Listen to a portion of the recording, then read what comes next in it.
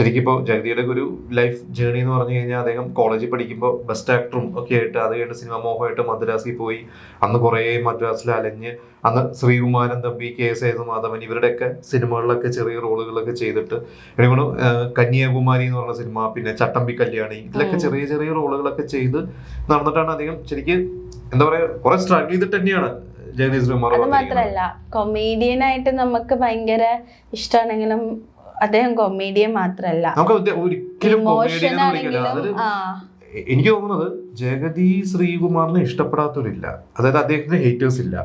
പിന്നെ ഒരു നടൻ എന്ന് പറഞ്ഞാൽ എനിക്ക് തോന്നുന്നു അത് ജഗതി ശ്രീകുമാർ. നമ്മളിപ്പോ ലാലേട്ടനും മമ്മൂക്കയോ അല്ലെങ്കിൽ ഭരത് ഗോപി, തിലകൻ മുതൽ ഒരുപാട് പേര് നമ്മൾ പറഞ്ഞാലും ജഗതി ശ്രീകുമാർ ഇവരിന്നൊക്കെ മാറിയിട്ടുള്ള ശരിക്കും സൂപ്പർ സ്റ്റാർ ആണ്. ഈ പറയുന്ന ആൾക്കാരുടെ ഒപ്പം എങ്ങനെ ഇട്ടാലും സെറ്റ് ആയി പോകും. എങ്ങനെ ഇട്ടാലും അവരെക്കാട്ടും സ്കോർ ചെയ്യും.